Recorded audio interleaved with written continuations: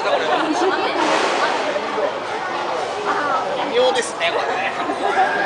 はい、若干ね分かりづらいんですけど、雨の方にね矢印センター入ってますので、明日は雨ということでね、館長見事予想してくれました。雨予想してくれた方ありがとうございます。はい、晴れの方もねありがとうございます。というわけでね、館長明日雨予想しましたので、明日雨が降るかどうか皆さん明日の朝を楽しみにしててください。雨が降ったらまた、ペンギン館長出てきますのでね、会いたい方はまた遊びに来てください。